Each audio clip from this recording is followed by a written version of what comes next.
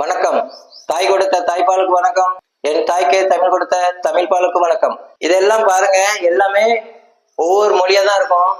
இது ஹிந்தி எழுத்து, இது மலையாளம், அப்புறம் இது இலங்கை சிங்களம், இது தெலுங்கு, மலையாளம், சிங்களம், ஹிந்தி 4 எழுத்து இருக்கு. இது எல்லாமே தமிழ் எழுத்தா தான் இருக்கும் பாருங்க. ஏன்னா நம்ம நாட்டை பிரிக்கணும் அப்படிங்கிறதுக்காக இந்த சமஸ்கிருதம் வடமொழி, ஹிந்தி அந்நியமொழின்னு சொல்றாங்களா, அதுக்கு காரணம் நம்ம நாட்டை பிரிக்கணும் அப்படிங்கிறதுக்காகத்தான், நம்ம நாட்டை துண்டாடணும் அப்படிங்கிறதுக்காகத்தான், இந்த மதத்தை அழிக்கணும் அப்படிங்கிறதுக்காகத்தான். ஹிந்துக்கள் தமிழர்கள் இல்லை, தமிழர்கள் யாரும் ஹிந்துக்கள் இல்லை அப்படிங்கிறது காரணம் இந்து மதத்தை அழிக்கணும் அப்படிங்கிறது தான். இந்து மதத்தை ஏன் அழிக்கணும் அப்படின்னா, பெண்ணை யாரும் கடவுளை வணங்கக்கூடாது, அந்த ஒரு பாயிண்ட் தான், அந்த ஒரு விஷயம் தான். மற்றபடி எந்த பிரச்சனையும் கிடையாது. பெண்ணை பொம்பளை எப்படி கடவுளை வணங்கலாம் அப்படிங்கிற கேள்விதான் உலகத்துக்கே. அதுல வர்ற எல்லா இயக்கம் தான் ஆணாதிக்கம். எந்த கட்சி ஆபீஸ்லயாவது பெண் சிலை இருக்கான்னு பார்த்திருக்கீங்களா? பார்க்கவே முடியாது. பிஜேபியில மட்டும்தான், பிஜேபிலையும் ஆர்எஸ்எஸ்லயும் ஹிந்து மொழியில மட்டும்தான் இருக்கும். இந்த 3 இயக்கம் தான் நாட்டுக்காக பாடுபடும், வேற எந்த இயக்கமும் பாடுபடாது. நாட்டு மேலேயும் நாட்டு மக்கள் மேல அக்கறை இருக்கிற மாதிரியும் பேசிக்கிடுவாங்க. ஆனா அவங்க நோக்கம் இந்த நாட்டை துண்டாடணும், இந்த மொழி அழிக்கணும், இந்த மக்களை அடிமைப்படுத்தணும். இந்த 3 விஷயம் தான். அது பிஜேபி இருக்கிற வரைக்கும் நடக்காது. இந்த பாருங்க, இப்ப இந்த மொழியெல்லாம் பாருங்க. இப்ப இது என்னன்னு தெரியுதா? இது பூ தெரியுதா? பூ, அததான் மாத்தி போட்டிருக்கான். இது என்னது? ஊ பூ போட்டிருக்கானா? இது ட. அது மாதிரி இது என்னது? மே. மேயதான் தலக்கு மாத்தி போட்டிருக்கான். மே. இது ட. ட போட்டிருக்கானா? அது மாதிரி இங்க பாருங்க, இது இது என்னது? அப்படியே தெரியுதா? ந, தன்னகர ந, அது அப்படியே மாத்தி போட்டிருக்கான். இப்படி போட்டிருக்கான், இந்த இடத்த தான் மாத்தி போட்டிருக்கான். இதுல வள்ளின ர தெரியுதா? இந்த வள்ளின ர. அதுக்கப்புறம் இது இது என்னது தெரியுதா? வே. இந்த வே இது போட்டிருக்கான். இது ட வந்துட்டா. இப்ப பாருங்க, இது என்னது? டி. டிஎஃப் தலக்க மாத்தி போட்டிருக்கான். அது மாதிரி இது பாருங்க, இது பாருங்க, அப்படியே தேவை வந்துடும். அப்படியே கே வந்துட்டா, அப்படியே கே. இது கொஞ்சம் இழுத்துட்டா போதும். கே கே போட்டுறான்னா இப்படிதான் எல்லாத்தையும் மாத்திருக்கான். இப்ப இது பாருங்க,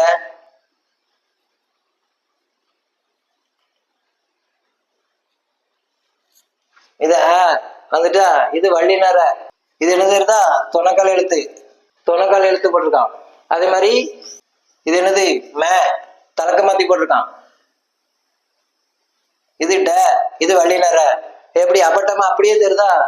அப்படியே நம்ம எழுத்துதான், தமிழ் எழுத்துதான் மாத்தி மாத்தி போட்டு மேல கோடு போட்டுக்கிட்டு இருக்கான்.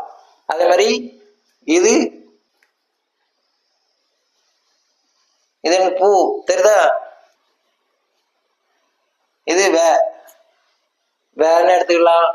மேனு, ஆனா மேதான் இது. இதுல ஒரு சுழி சுழிச்சோன்னா இதுல போட்டாங்கன்னா வே ஆயிரும்.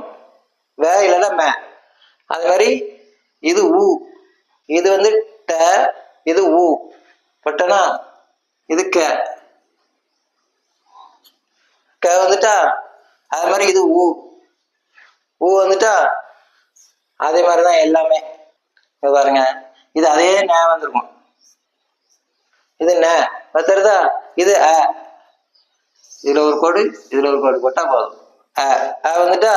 இது ஏ, ஏதான் பாதி போட்டிருக்கான். இங்க பாருங்க, ஏ வந்துட்டா. அதேதான் அதுவும். இது நே வந்துட்டா. இதுவும் இட்ட வந்துட்டா. இப்படிதான் எழுதியிருக்கான். அவனா ஹிந்திக்காரங்க இது உருவாக்குனதோ தமிழ்காரங்க உருவாக்குனது கிடையாது. இது இந்த நாட்டுக்காரங்க உருவாக்குனது கிடையாது. இது வெள்ளக்காரங்க உருவாக்குன எழுத்து. நாட்டை பிரிக்கணும் அப்படிங்கிறதுக்காக மொழி வாரியா, பாஷா வாரியா எடுத்து கொடுத்துட்டான். அதனால எல்லாம் மொழி வாரியா மாநிலம் ஆயிடுச்சு. அதான் காரணம். மற்றபடி நாடு ஒண்ணுதான், மொழி ஒண்ணுதான். இதுவும் பூதான். இது என்னன்னு தெரியுதா? பூர. அது மாதிரி இது ட, இது கே. இது கேட்டா. இது இடைநற. இது பூ, இடைநறைய மாத்தி போட்டிருக்கான். க, இது ட. இந்த எழுத்து தான் இங்க இருக்கு. அதுக்கு மேல இப்படி கோடு போட்டு விட்டா வேலை முடிஞ்சு. தலக்க மாத்தி எழுதி மேல கோடு போட்டு விட்டுறணும், அவ்வளவுதான். ஆனா எல்லாமே தமிழ் எழுத்துக்கள் தான். மற்றபடி ஹிந்தி மட்டும் ஒரு வித்தியாசமா இருக்கும். மற்றபடி எல்லா எழுத்துமே எல்லா தெலுங்கு, கன்னடம், மலையாளம், சிங்களம் இது எல்லாமே எப்படி இருக்கும் அப்படின்னா, நம்ம தமிழ் எழுத்த எழுதி கண்ணாடியில எழுதி பின்னாடி நின்று பார்த்தா எப்படி தெரியுமோ அப்படிதான் இருக்கும் எல்லா எழுத்துமே. இங்க பாருங்க, இது என்னன்னு தெரியுதா? இது குண்டலகரல, இது ஓ. ஓவை தான் ஓ இப்படி போடுற ஓவை தான் இப்படி போட்டிருக்கான். அதே மாதிரி இது வே வே, இது ரெட்டை கொம்பு தலக்க மாத்தி போட்டிருக்கான். இது ஓ, இது கேள்வி குறி போடுவாங்க அந்த எழுத்து, அதை தான் கீழே இப்படி புள்ளி வச்சிருக்கான். அதே மாதிரி இது அப்பட்டமாவே தெரியும், மற்ற எல்லா இதுலயுமே அப்பட்டமாவே தெரியும். இது ஊ உகரம், இது மே இப்படி போட்டா மே தலக்க மாத்தி போட்டிருக்கான். அதே மாதிரி இது ல குண்டலகரம், குண்டலகரமா, இது ஒத்த கொம்பு, இது வே அதுக்கு கீழே இழுத்து விட்டுருக்கான். இது வே வந்துட்டா, இது ந ரன்னகர ந, இது ஒத்த கொம்பு, சரிதா? அது மாதிரி இதுவும் நேதான். இப்ப நீ போட்டிருக்கான், நீ வந்துட்டா ஒத்த கொம்பு கேள்விக்குறி, இதுவும் நீ தான். நான் வந்துட்டா இத ஜ மாடல்ல ஐ மாடல்ல எழுதியிருக்கான். இப்படி இப்படி எழுதலாம். இதைத்தான் ரெண்டா பிரிச்சு எழுதியிருக்கான். அதே மாதிரி இது மேதான், மே அது தலக்க மாத்தி எழுதியிருக்கான். இது ஓ. அதே மாதிரி இது வள்ளின ரீ இப்படி போடுவோம்ல, இதைத்தான் மாத்தி போட்டிருக்கான். அதே மாதிரி இது ச வந்துட்டா, இது ரெண்டு எழுத்து எழுதியிருக்கான். இப்படி இப்படி எழுதிட்டு கோடு போட்டான். அது ஏ கொஞ்சம் மாத்தி எழுதியிருக்கான். இது வள்ளின ரீ, இது வி வி தெரியுதா? வி, இது ஒத்த கொம்பு, இது மே எப்படி எழுதியிருக்கான் பாருங்க. அதே மாதிரிதான் இது தெலுங்கு, இது பேயும் லேயும் சேர்த்து எழுதியிருக்கான். இது இந்த லேயும் இந்த பேயும் சேர்த்து எழுதியிருக்கான். அதே மாதிரி ஓக்கு மேல ல ஏ போட்டு மேல இப்படி ரெண்டு சேர்த்து எழுதி இப்படி எழுதியிருக்கான். அதே மாதிரி ரெட்டை கொம்ப தலக்க மாத்தி போட்டு அதுக்கு மேல ரைட்டு போட்டு விட்டுருக்கான். அதுக்கு மேல ல, இதெல்லாம் ல. அது மாதிரி வள்ளியில ர இப்படி எழுதுவோம்ல, அது இப்படி எழுதி வச்சிருக்கான். அதே மாதிரி இதுவும் அதுதான். இது வந்து சிங்களம். எல்லாம் சிங்களம் பாருங்க, இது டூ டூ அப்படியே இருக்கா, இதை மாத்தி போட்டிருக்கான். இது ரெட்டை கொம்பு, இது எல்லாமே ரெட்டை கொம்பு, இது ஒத்த கொம்பு. இப்படி இருக்கிறத அப்படியே மாத்தி மாத்தி மாத்தி எப்படிலாம் இருக்கோ அப்படிலாம் எல்லாமே மாத்தி மாத்தி எழுதியிருக்கான். ஆனா மொழி ஒண்ணுதான், எல்லா எழுத்துமே தமிழ் எழுத்துல இருந்து தான் இருக்கும், தவிர புதுசா எந்த எழுத்துமே கண்டுபிடிச்சிருக்க மாட்டான். நம்ம எழுத்து தான். எங்கெல்லாம் அகண்ட பாரதம் தேசம்னு, எங்கெல்லாம் 10,000 வருஷத்துக்கு முன்னாடி அகண்ட பாரத தேசம்னு இருந்துச்சோ, அதுவும் பெரிய பெரிய கோயில்கள்லாம் எங்கெல்லாம் இருந்துச்சோ அங்க எல்லாமே நம்ம தமிழ் எழுத்து தான்.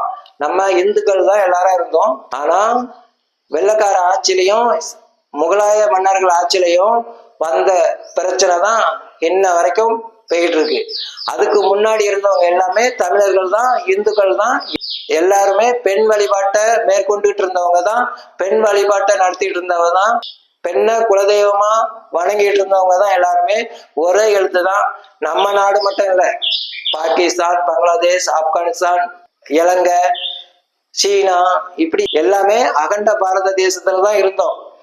மதம் மாறி மாறி மாறி மாறி ஒவ்வொன்றா பிரிஞ்சு பிரிஞ்சு போக போக நமக்கு இப்போதைக்கு இருக்கிற ஒரு இந்தியா, ஒரு நாடு இருக்கு, அவ்வளவுதான். ஆனா இதையும் ஏன் மொழி தமிழ் மொழி, ஏன் மொழி தமிழ் மொழின்னு பிரிக்கணும்னு நினைக்கிறாங்க. அதனால இப்ப இதெல்லாம் தெரிஞ்சுட்டுனா அது எப்படி இப்படிம்பாங்க பாருங்க.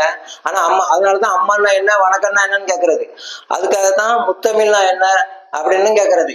முத்தமிழ்னா இயல் இசை நாடகம் அப்படிமா. அப்படி பார்த்தா சினிமாக்காரங்க தானே வரணும். முத்தமிழ் என்றால் என்ன அப்படின்னா இயல் இசை நாடகம் அப்படின்னா சினிமாக்காரங்க மட்டும்தானே. மற்றவங்க எல்லாரும் எப்படி வருவாங்க?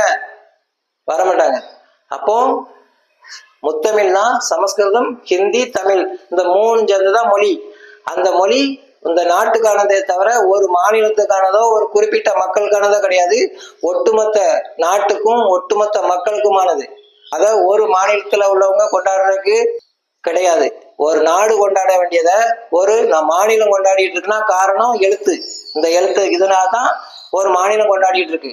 மற்றபடி இந்த கிறிஸ்தவமும் இஸ்லாமும் தோன்றதுக்கு முன்னாடி எல்லாருமே ஒன்னாதான் இருந்தோம். ஒரே நாடுதான், எல்லாருமே ஒன்னாதான் இருந்தோம். அதுல எந்த மாற்று கருத்தும் இல்லை. பிரிஞ்சு போனது காரணம் ஒன்னே ஒண்ணு, மத மாற்றம். மத மாற்றம் அப்படிங்கிறது தேசிய அபாயம், தேசிய அபாயம். இத எல்லாரும் புரிஞ்சுக்கணும். தர்மத்தின் வாழ்வுதனை சூது கவுவும், பின் இறுதியில் தர்மமே வெல்லும். ஜெய்ஹிந்த்.